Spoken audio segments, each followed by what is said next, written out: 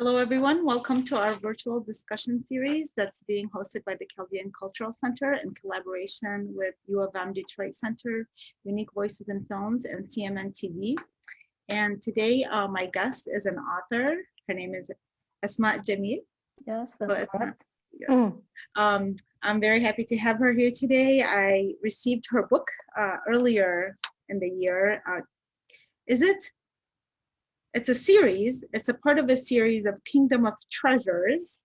Correct. And the first one being Magical Mountain. Yes. Okay, so just the name itself, I love the title Magical Mountain. And I really, in reading, I've enjoyed your style, but let me do a little introduction because you've had different careers over the years and you've recently switched to writing. So originally from Northern Iraq, Asmaa was born in the Chaldean Christian ethnic group before moving to the United States, where she grew up and she left the corporate world not long ago to focus on her writing full time, which I think is amazing. Yes. Asmaa draws on her experience living and working in several different countries to influence her creative process. And you hold like many degrees. You have a BS in business from Oakland University, MBA in international business from Wayne State University, MLA in Near Eastern languages from Wayne State University. So you're very highly educated. You have a lot of experience in in work and things like that. And you've traveled quite a bit. And now you're starting a new career. Tell us, first of all, about the experience and switching from that, and then the experience of writing, becoming a writer from from the corporate world. So it took me a long time to actually write this. It started back in 2006 that I started to write the story. And I first wanted to write a TV movie or a script for a movie theater, but never got to that. Whenever I would submit it to contest or something, it would come back. I would get reviews and feedback saying it needs more, it needs more. And then I actually went and optioned this to a author or she's an author, but also a ghostwriter. And then she helped me. She helped me actually take this story to where it is today. And then we actually wrote the script and submitted it again for a movie. And aunt of mine, Arlene, I don't know if you know Arlene Sheena, but she read the script last year when COVID first began, and she said this should be a book. So this was March last year, and then I said, okay, I'm going to turn this into a book. I had already accepted an offer of a package early retirement from my company. And then I came back, I was in India at the time, came back to the US and wrote the book and then self-published this January. Well, congratulations on that decision. And like I said, I really enjoyed your writing style, and I found the subject matter also very interesting. So why don't you tell us what the story is about and how you came to choose that topic? Okay. So the story is really taking one of the older stories of 1001 Nights and given it a new twist, because I love fairy tales, just like a lot of other people love fairy tales, love family-oriented kind of movies or sitcoms or books. And I always felt like I read Cinderella, but I want to know more. I want to know what happens after she gets married, And I felt the story from 1001 Night actually focused on that. But no, I didn't find that anyone had actually written that. And I took it and I said, okay, I'm going to change this. That's how it started. I'm going to change this. And I started slowly. And then when Kristen Johnson actually started working with me, the ghostwriter, we gave it different twists. We took it, it was originally in the Middle East setting. We brought it into European setting. Only because people are more familiar with words and titles and things like that. And then we said, okay, now we give it a little bit more and then add on where it could become a series. So the story is really about Cinderella, but she has a different name. And then what happens after she gets married? It is not a story where you find that she has the happy fairy tale ending. That's not the case. She does have kids, you know, and then that child grows up and that child comes and saves her. And then that child has a different life, completely different life than what Cinderella would have, let's say. So it's Amberella is the main character right now. And it, by the way, the story is also told from the fairy's perspective. It's a fairy that tells the story. And that I think also had not been told before. So you highlight the woman here, and there's this one part that I enjoyed reading. Well, that I kind of felt like it kind of matches with us right now, where you said that the region, it says, although the laws were equal for all genders, there had never been a queen leading the kingdom. So there were no pictures of women on any tile. I kind of thought that was interesting because we kind of, in many countries, we live in that situation where the laws seem equal to both, but really the women don't have that position of leadership the same way as men do. Yes, and believe it, it's US. Actually, that's more like US. That is exactly what I thought, right? US, it is. It was what I was thinking about when I was writing this, because I thought, how could it be? Because I've lived in many countries, and some of the, let's say, countries that are really have challenges with, let's say, giving access to women's rights, but they've had women at the leadership level. You know, India is one of them. They have had a prime minister that was a woman, and here we are in the US, we just got a vice president that is a woman. Yeah, it's interesting that you say that, because I felt the same way, you know, when I saw that part, and I thought over the years I have done a lot of just as a writer and just somebody who's interested in these kind of things, and women roles in the world. I did notice that when there were women that were leaders in various countries, and I think the voice in this book, but I didn't know about the parts where you had traveled until actually just before we started here. But can you tell us a little bit about that? Because I feel like that the voice that you bring into your writing has a lot to do with the places that you've been to. So can you share your background a little bit with the travels? Sure. So first, I have to say that I always say I have an old soul. So I like to be with older people. I like to be with people that talk about history and religion as well. I lived abroad for 9 years. I lived in Brazil. I worked and lived in Brazil for about 1.5 years. In Beijing, China, 3.5 years, 2 years in Singapore, and then 2 years and a few months in India. But I've traveled quite a lot. When I was in Singapore, I actually used to go a lot to Malaysia. I used to go a lot to Japan, to Hong Kong, just Australia. So a lot of countries, because I was responsible for that region.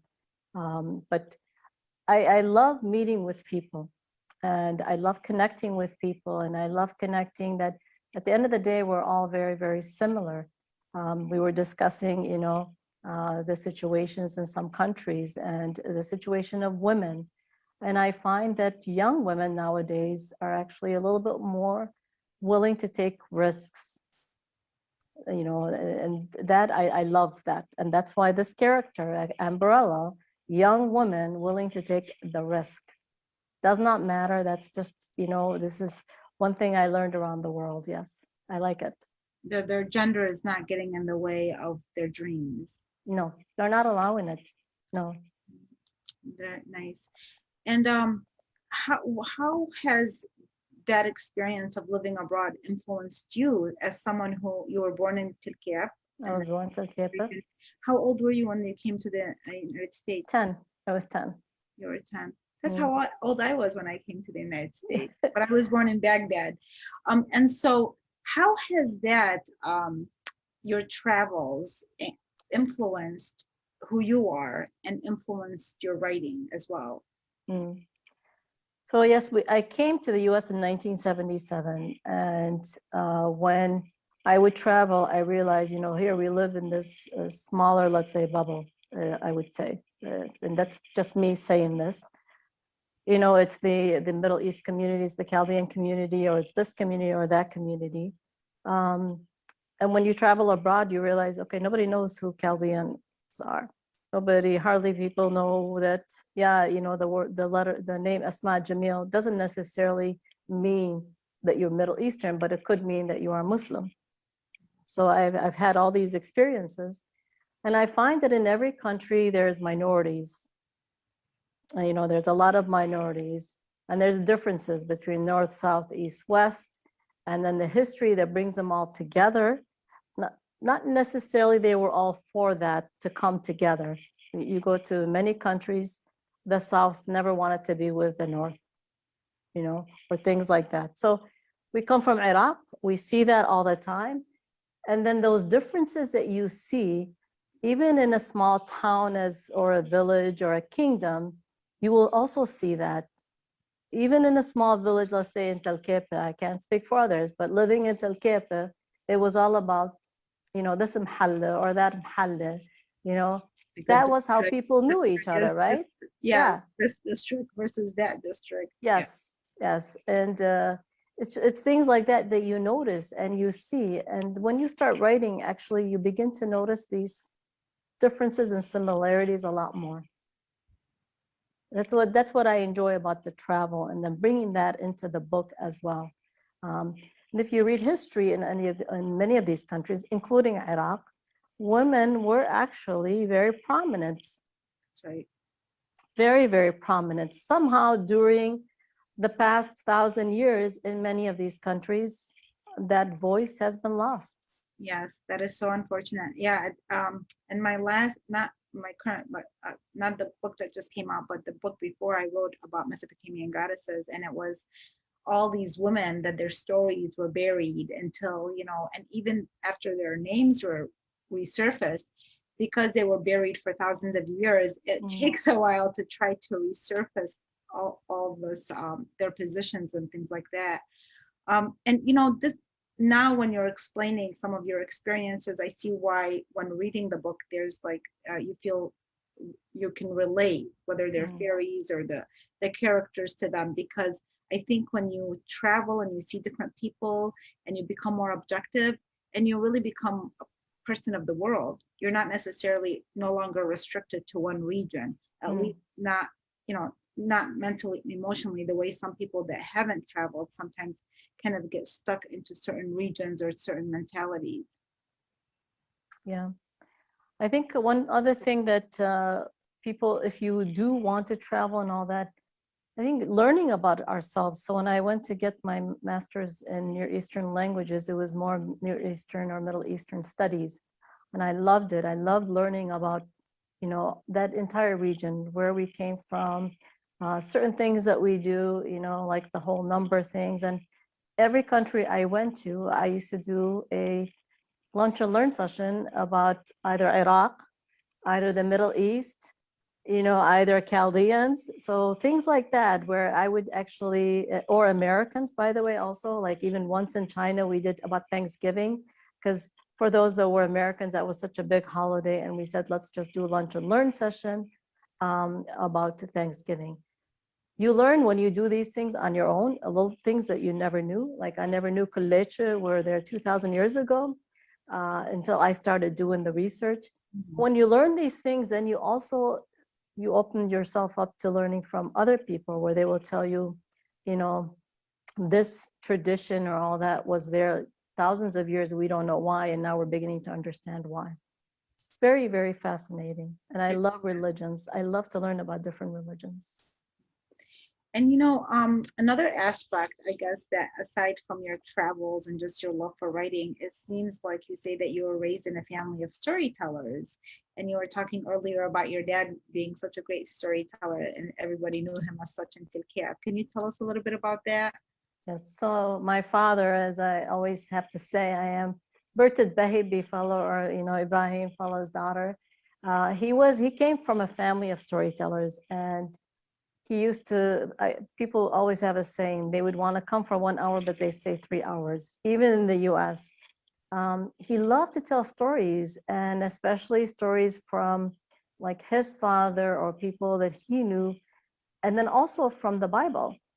He always, every day, he would take out the Bible, Old Testament. He loved the Old Testament because he said, the Old Testament has a lot of good stories that really we can all learn from. Not that the New Testament doesn't, but the Old Testament has actual stories and life lessons. So every day I still have those. I can't read Arabic, but I have his Bible, the Old Testament and the New Testament. But his stories were just about lessons. Each one would tell you what you're supposed to learn from that. At the end, every time. He loved it. Then I also had a sister who, God bless her soul, she passed away. She loved the stories, like really stories from 1001 Nights. She would sit and tell her kids and all those stories. A lot of other stories that I actually don't know the names. I only know a little bit in Arabic, but apparently a lot of stories from Iraq that are, just folk tales, you could say. People tell them, but I've never been able to find them written. But storytellers, they love to tell stories, and same with her. You went to her house, you'd stay 3 hours rather than half an hour. And have you had the chance to visit Iraq since coming to the United States? No, but I would love to. I would love to. But I've visited many other countries. I've been to like Yemen, I've been to Tunisia, I've been to Algeria, Israel 3 times, West Bank twice. I've been to a lot, and Yemen actually reminded me a lot of Iraq. A lot. And you say that we were talking earlier about you already having started, because this is a series, and you talked about having started your next book. Yes. Correct? Yes. So what do you see in the works for you with regards to this book, and how often do you plan to get a book out, I think, in this series? Yeah, so the second one, I plan to actually bring it out by January. So it should be up by January. And the third one, hopefully also a year after that, the fourth one year after that. So I write the books right now. And then I also write family movie content, let's say, and I'm working with a production company in LA for Hallmark. So they're all Hallmark-based kind of movies because I love that kind of stories. So I do both. I like the whole putting something together that the whole family likes, whether it's a book or something for TV. And you said that you are now able to do this full time. Like have you actually like left the whole corporate world? Are you kind of, 1 foot in and 1 foot in the corporate world and 1 foot into your writing career? Well, I left the corporate world and then focused on the writing on both sides, on the TV content, and then also the book. And then a friend of mine started a startup in February and then asked me to join in March. And so I joined that. So I'm a little bit now back into the, not let's say traditional corporate world, but a startup, a full startup that is based in Europe. And it's looking at changing the whole urban mobility kind of environment around the world using blockchain technology, and we have software. So I'm very much involved in that, but I also love to write.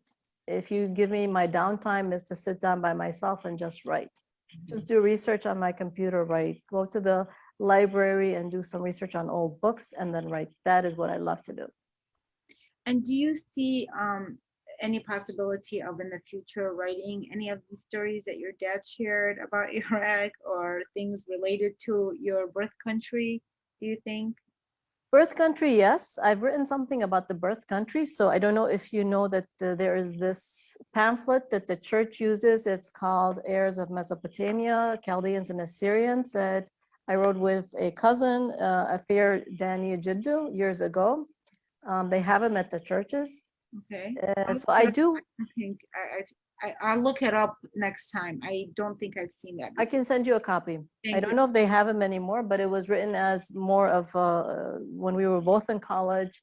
There was a scholarship from someone, and we actually wrote this. And they used to have them in all the churches, but I don't know anymore because I was out for 9 years. This was years ago. I do want to write about Iraq. I do want to write about Iraq for sure. But my father's stories, no. I made a promise to him one day that I would never write about his stories. I incorporate some of those, and some of them are in the book. I know them, but I will never write about his stories. Yeah, it's a promise. Okay. And you know, when I was hearing about your different experiences in the different countries that you were going to, and just you gave us a little bit of a snapshot into when you go to restaurants during Ramadan and people, you know, trying to help you out, saying, well, trying to remind you that it's Ramadan, and you trying to explain to them you're, you know, you're of different religion. And I said, you know, do you ever plan to write a memoir? Because I think it sounds like you have a very fascinating life. And I don't think just myself, I mean, even for people who haven't traveled, it's very interesting to read about the different places and the different reactions that people have of people of different ethnicities. But on top of that, I do love, I know, like, I've traveled quite a bit, and it's so fascinating the things that you see over there that you don't really get to see on TV or in movies. And the most intimate way that you get it from is from storytelling, unless you go and experience it yourself. So do you ever see yourself possibly writing a memoir one day? Maybe. That I have not thought about that, but I do have like really interesting stories, yes. And I tell people my stories, and I can tell you that being a Christian from Iraq or any of the Middle East region, when you go into some of these other Asian countries, Singapore, Myanmar, China, hardly anybody believes that there are Christians there. You know, it's fascinating for me. They don't believe that Christianity is still in the Middle East. When I first joined to do a mission work in Myanmar, I was in Singapore, I was in church, and they announced they need people to go, and I said, oh, I'll go. It's fascinating how many times this group asked me, are you sure you're Christian? When did you convert? And we never heard of that. And you know, all kinds of things, and including because I have put in the application, I don't eat pork because the way it's cooked in that region, I knew because I spent 3.5 years in China. What was interesting is when we went to Myanmar, we were at the convent first night having dinner, and a priest from Singapore was there already who I had not met. And he said, where are you from? And I said, I'm from Iraq. And he said, oh, are you Chaldean? And I said, yes.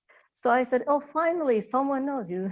So he explained to all of them that Christianity exists. So it's kind of interesting when you travel what you experience.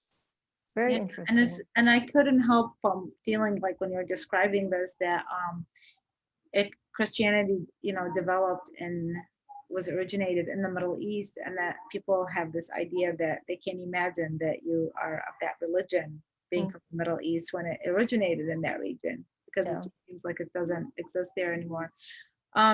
So you've shared how you love the writing process and, you know, your relationship with the book and with having a ghostwriter. What are the challenges? What would you say the challenges are in this career? Well, what I have found is actually getting an agent. So it took me a long time to even say, okay, you know what, I'm going to do self-publish. Getting an agency to kind of read your book, or an agent to take it to an agency or a publisher, it's really, really difficult. That's one. So self-publishing, thank God that came out. I'm really happy for that, and it worked for me. Now, the second one was actually believing in yourself, that what you are writing is good. And like I said, I was writing and sending a lot of things to different places for reviews, and you'd get this feedback. And it wasn't until actually I started working with my ghostwriter, Kristen Johnson, that she said, you really have good ideas. I love these stories. I love this. I love that. That actually gave me a lot of confidence. And when I started having people, family members read it, giving me that feedback was like $1 million to me.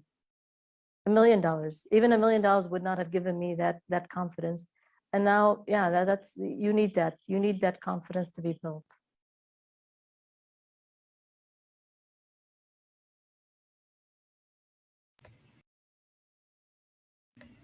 You know, when you were saying that, I've had, over my career, I've had 2 New York agents, and you know, it's so difficult to break into the book industry, that right now, thank God for technology and the opportunities, not only as writers, but also as filmmakers. Thank God for the technology and all the things available, that we can kind of take our work into our own hands and pursue it. So I'm really glad you did that, because previously there was a lot of writers that didn't have the opportunity to be heard because of all the expectations, or the, it's just like in the publishing industry, there's certain expectations that they want that maybe, you don't fit into, but doesn't mean that your writing isn't good or that your story isn't important. So sometimes it just takes the right people to believe in you, and then you start believing in yourself, and this is, how to get to the next level. What would you advise people that are wanting to, that are starting out, writers that are trying to start out? Is there a message that you would, that you can give them, given that you went through this process and are, whether, even if you have a startup right now, but you're still fairly full-time, or you're very focused on writing? I would say just write. This is not a perfection type of world at the beginning. Just write. There will be a lot of rewrites. There will be a lot of edits, and it's okay to accept feedback and also not accept feedback. There are some feedback where people said, I want this character to be this way, but in my heart, I wanted this character this way. And so that's also important, that you kind of have your own voice in that. But write, just write. If you have something to write it down. Tomorrow, you'll have a different thought. You will change it. A week from now, it will change again. It is okay to have 101 versions, as I always say, because in the corporate world, by the way, is the same. You write a presentation or a thesis, whatever you write, it's going to take time. So give yourself that space and that time, but also open yourself up to make the rewrites. That's a very important point, because I do coach writers. I used to do it more so even in the past. And one of the things that I think they get surprised by is the commitment and the technicalities that goes into it, the rewrites. And so it's not just the fun part where the first expressing yourself and putting words on paper, but then the afterwards and getting into all these technical things before getting it into a book. So there's a lot that goes into the process. And like you said, you started what, in 2016? 2006. That's what I thought. And then I'm like, am I mistaken? No, So 2006. yeah, so this is a perfect example of that, but it does make a difference once you go through that whole process, and especially if it takes that long. And here you have things organized where, like, okay, my next book is going to be, in January, and then the next January, and now you can organize it as such, given that you have gone through the process. You understand it now. Yeah. So we are looking forward to your new books, and the adventures that are involved in it. So please keep us posted, and thank you so much for coming on our show.